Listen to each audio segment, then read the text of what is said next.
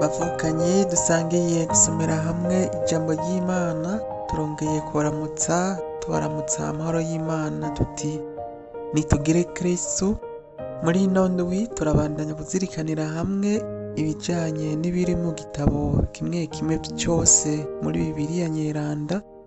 Kuri ino ndwi tugeze ku gitabo c'abacamanza. Igitabo c'abacamanza ni kimwe mu bitabo dusanga muri Bibiliya mu bwuzure bwa kera. Ico gitabo mu rukurikirane rw'ibitabo kiza inyuma y'igitabo ca Yozuwe twabonye muri zino ndwi zitatu ziheze. Mu gihe bereye citwa Sefer Shofitim, umuntu yogihindura mu kirundi nyene ko n'ubundi ari igitabo c'abacamanza.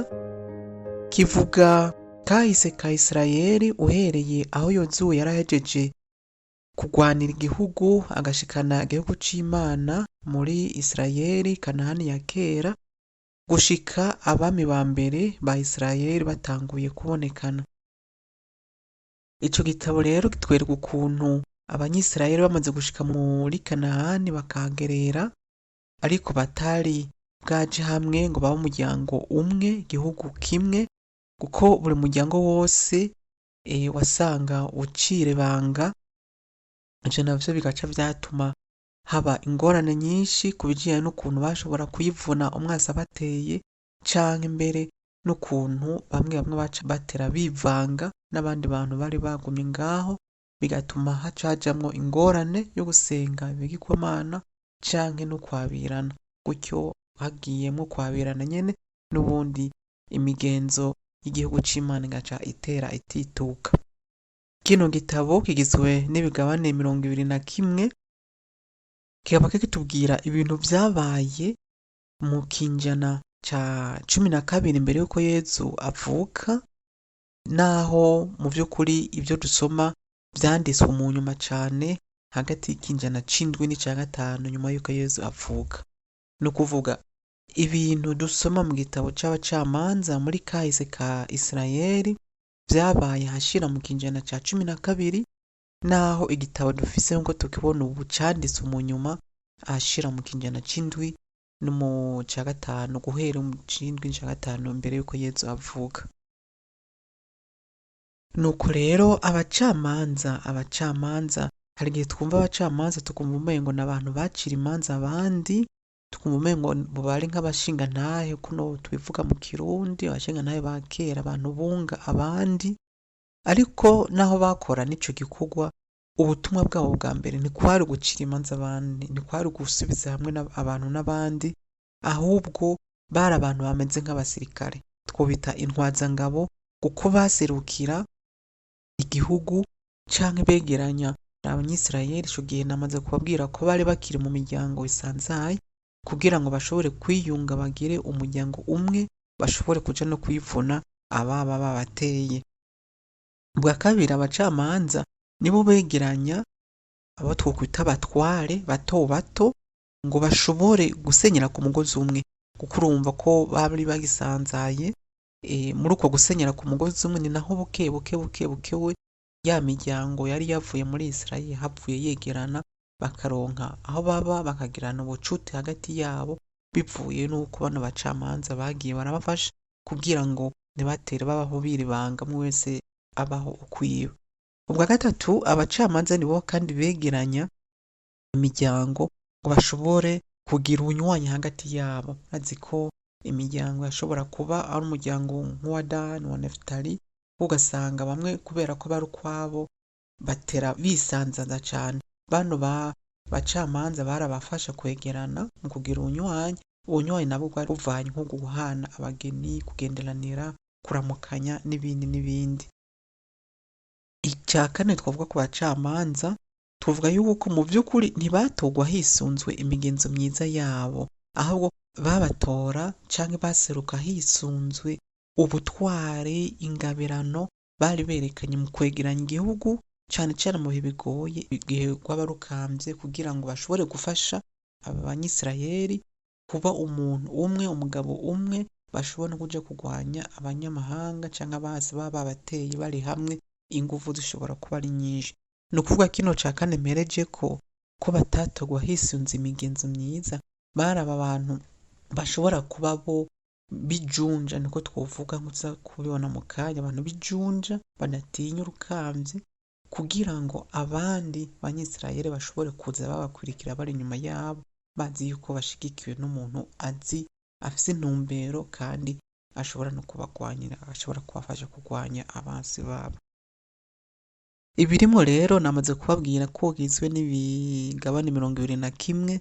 Igigabane ca mbere gushika ku ca gatatu batubwira mu bisanzwe nk'intangamara y'igitabo cose ukuntu bivuye yuko abanyisirayeli batari birukanye abansi babo bose bari basanze muri Kanahani, vyaciye bizana ingaruka mbi, harimwo gutakaza ukwemera, harimwo gutituka mu migenzo canke kwabirana hagati y'abo bari bahasanze, bigaca bijana no gusenga ibigereranyo no gutakaza akaranga no kwibagira Imana yari yavanye mu Misiri. Aho ni ikigabane ca mbere gushika ku ca gatatu. Ikigabane ca kane gushika ku ca gatanu naho dusangamwo Debora na Baraki, turaza kubagarukako, bafashije kurwanya abansi babo muri Kanahani. Hanyuma mu kigabane ca gatandatu gushika ku c'umunani naho niho dusangamwo umucamanza Gedewoni yafashije kurwanya abamadiyanite. Ikigabane c'icenda gushika ku ca 12 naho dusangamwo abacamanza benshi baserutse cane cane mu gihe co kugarukira Imana canke igihe Israeli yaba yatewe n'abansi. Hanyuma ikigabane ca 13 gushika 16 naho niho dusangamwo umucamanza yitwa Samusoni. Samusoni akaba ari umucamanza wa nyuma, ni ukuvuga ahereza abacamanza imbere yuko hacatangura ikindi kiringo gitegura ikiringo c'abami baje batwara Israeli. Ibigabane vya nyuma kuva ku kigabane ca 17 gushika ku ca 21 niho dusangamwo amayagwa menshi atwereka ukuntu abanyisirayeli bateye batituka mu migenzo yabo, kugira batwereke ukuntu bagiye kure y'Imana, bagaheba Imana, bagahemukiranira hagati yabo, bakagwana, bagacanamwo, bakabura ubumwe, kugira ngo mu nyuma banategure naho ijambo ry'abahanuzi bazoza ku gihe c'abami rizoshikira kugira bababwira ati nimuhinduke mugaruke. Bamwe mu bacamanza nagomba ngaruke ko hariho nk'umucamanza bitwa Debora, ndamugarutseko kubera ko murumva ni umucamanza akazi niko twona mwita, ariko yafatanije n'uwundi bita Baraki kugira ngo bagwanye uno umwami canke intwazangabo yitwa Sisera. Urumva rero naho muri Israeli bakunda kuvuga yuko abakenyezi batera bafite ikibanza kinini, muri kino gitabo c'abacamanza turabona ingene berekana uruhara n'abagore bari bafise, kandi uno mucamanza akazi Debora yaragize uruhara rukomeye kuko n'umwami Sisera yarakomeye ariko yaramutsinze. Hariho n'ubundi twavuga Jefite niwe yagwanije abamoniti, ariko cyane cyane tumuzi ko imbere yo kuja kurwanya abamoniti yabanje gusaba Imana ngo niyamuha gutsinda abo bansi, umuntu wese azoza imbere yiwe aza kumusanganira ngo azoca mushikanira ko nkuka. Hanyuma tukaba tuzi ko uwa mbere yaje kumusanganira yabaye umukobwa wiwe, gutyo kubera ko ari yamaze kubiraganira Imana akamuhereza ko nkuka. Hari ibibazo byinshi umuntu yokwibaza, ariko ico co kindi cigwa ku ruhande. Hariho n'uwundi mucamanza yitwa Samusoni. Samusoni ni umucamanza mukuru y'abantu yitwa Bet-Shemesh, akaba yava mu muryango wa Dani, akaba yagwanije Abafilistini. Abafilistini bari abantu bakomeye, bari nk'abanzi ba mbere ba Israeli bamaze gushika muri Kanahani, kubera ko baguma babatera, baguma bononera ibintu vyabo, ariko uno mucamanza Samusoni arabagwanya. Hanyuma gusa vyagiye kumera nabi bivuye nuko umugore yitwa Dalila yamumeneye ibanga, akamubwira yuko igituma abandi batashobora kumutsinda ingufu ziyo ziba yuko batigeze bamukorako imishatsi, bamumwa imishatsi. Hanyuma bamaze kumufata bakamumwa iyo mishatsi, ingufu ziyo zose zikamuvako, bagaca bamufata babasi b'Abafilistini bakamugwanya, bakamunogobora n'amazi. Ariko imishatsi ye imaze gusubira gutera imera buke buke, hanyuma akaba bari bamushitse mu gisengero c'Abafilistini bari kumwe n'ikimana cabo, agafata ibihome byari bishigikiye ico gisengero akabinyiganyiza, gutyo abantu bose bagapfirayo, nawe nyene agapfirayo muri ico gisengero.